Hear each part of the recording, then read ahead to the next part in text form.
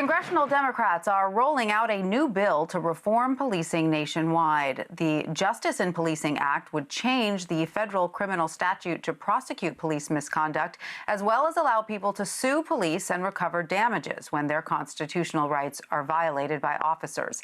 House Speaker Nancy Pelosi unveiled the legislation on Capitol Hill today. The safety of the American people is an oath that we take to protect and defend. That's our responsibility. We feel very confident about the path that we're on, not only with this legislation, but what will come next. And we'll do so listening. As Stenny said, we hear you, we see you, and your views are important to us as we go forward. It's a pretty exciting time. This is a transformational piece of legislation. This is an important day. The martyrdom of George Floyd, and by Tuesday, by tomorrow, may he rest in peace, has made a change in the world. This police reform legislation comes after nearly 2 weeks of protests. The Minneapolis City Council is announcing plans to disband the city's police department. 9 of the city's 13 council members, a veto-proof majority, announced their plans to dismantle the department at a rally yesterday. The plan is opposed by Minneapolis's mayor, leading to his less than warm welcome over the weekend. Go home, Jacob! Go home! Go home, Jacob! Go home! Go home, Jacob! Go home! Jacob Fry says he favors police reform in the city, but not the major funding changes being proposed by the council. This comes as Derek Chauvin, the former Minneapolis police officer charged with the murder of George Floyd, appears in court. CBS News Justice correspondent Jeff Pegues reports. We are here because in Minneapolis and in cities across the United States, it is clear that our system of policing is not keeping our communities safe. That's Minneapolis City Council President Lisa Bender. She is leading the charge to defund or eliminate and replace the city's police department after George Floyd was killed. Our commitment is to end our city's toxic relationship with the Minneapolis Police Department. George Floyd! George Floyd! There are calls to rethink policing in cities around the country, following a similar move by the mayor of Los Angeles.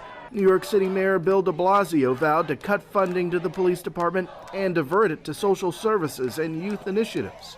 We will only do it in a way that we are certain continues to ensure that this city will be safe. But the pledge going the furthest so far is in Minneapolis. Before the city council can defund the department, they need to have a plan for a new system in place, something they admittedly don't have yet. The mayor could then veto that vote, and the city council can override that decision with a 2/3 majority. When asked if he would consider defunding the department, Minneapolis Mayor Jacob Fry ruled it out. On Saturday, protesters booed him. Fry says he considers police reforms to be a better option. If you're asking whether I'm for massive structural reform to revise a structurally racist system, the answer is yes. If the city council here does pass that law, the state could intervene to try to stop it, but it's unclear whether it'll even get to that point. In the meantime, Derek Chauvin, the former officer at the center of this case, will appear in court here behind me via video link from jail. If convicted, he faces up to 40 years behind bars. Jeff Pegues, CBS News, Minneapolis. New York City Mayor Bill de Blasio has announced the city will be moving funds away from the NYPD and toward other youth initiatives. The move comes in unison with a growing call for cities across the country to defund or even dismantle their police departments.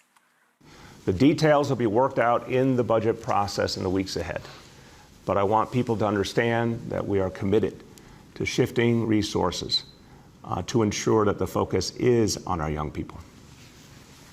And I also will affirm, while doing that, we will only do it in a way that we are certain continues to ensure that this city will be safe.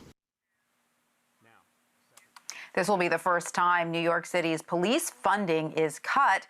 The mayor did not say exactly how much money will be diverted. Ohio Congresswoman Marcia Fudge joins me now from Cleveland. Congresswoman, great to have you with us. Thank you for joining us.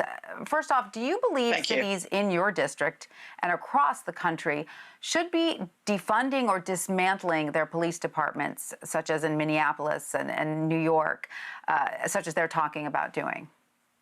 Well, I don't think New York was talking about dismantling their police department. They are talking about reducing the allocation of resources to that department. And I think every single city in this country ought to be thinking about the same thing. Resource allocation is very, very important. I'm a former mayor. And so I understand that anywhere upwards of 60% of all of the resources that come into a city are used for police and fire. And so I do think that we need to look at how we do a better job of resource allocation. So yes, my answer is yes to that. We need to be looking at it clearly. And yet it isn't just resource allocation because, you know, if you look at in the wake of the killing in 2014, the police killing of 12-year-old Tamir Rice, a Justice Department investigation was impeded because the Cleveland Police Union contract requires disciplinary records to be deleted every 2 years. So, well, the investigation wasn't impeded. The investigation was not impeded. The investigation went to the Justice Department. There is a consent decree based upon the actions of our police department because of a practice of using excessive force. So I think that it is important that, yes, we do more than, but that was your question. So we need to do more than just look at allocation resource. I agree. We need to find out what we need to do to make systemic change, which is what the Congressional Black Caucus did today by holding police more accountable, by changing the standard by which police officers can be held accountable, by changing the standard of intent, by changing training, by doing away with the immunity that police have had for these many, many years, and on and on. It's a great piece of legislation that has transparency and accountability at its core. So yeah, let's talk about that. Let's talk about the Justice and Policing Act. Where do you see the most effective change coming out of this legislation? The most effective change is transparency. First, we want to know who the good and bad cops are. If we know that they are bad police officers, we should not allow them to go from community to community. If we know that they have committed a crime, we should not be in a position as citizens to not be able to hold them accountable with qualified immunity, which basically says that you can almost never sue a police officer. I think we have to go back to understanding that police are here to serve and to protect. And they are not our enemies, and they should not be our enemies. We need to stop any kind of a neck restraint, which is in our bill. We need to make lynching a crime in this country, which it is not. We handle police misconduct totally differently. And so I think that there are many things in our legislation that will, on its face, immediately start to change the relationship between the police departments and our communities. And I think it's long, long overdue. And what about with the police unions? I mean, is there a conversation that needs to happen there about how they can sometimes protect, cops who are not deserving of that kind of protection? Well, I mean, I think that's in any field that has a union, whether you work for anybody else. But I do believe that we have, in some instances, let certain unions go too far. I mean, I am a strong proponent of labor unions, but there are some that have gone too far. And I think that the police union is one of those unions. And we need to stop and be sure that what we are doing is what is best for the citizens and not what is best for the police officers. And how likely is it, Congresswoman, that this bill makes it through the Senate and is signed into law by President Trump? Well, I'm going to be very honest with you. I don't know that it's very likely that this bill in its current form is going to make it through and be signed by the president. But parts of it, I do believe are. I think that this country is going through a change that none of us ever expected when George Floyd was murdered by a police officer in Minneapolis.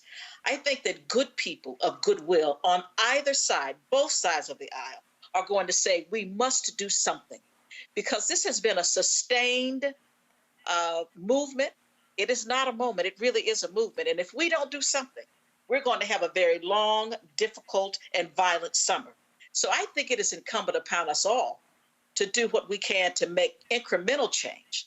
And I think that if we have to pull pieces out of the bill, We need to do that, but we have to make change, and we have to hold police accountable. It is just something that we must do, and it is long overdue. Ohio Representative Marcia Fudge, thank you so much for joining us. We really appreciate your time. Thank you. I appreciate it.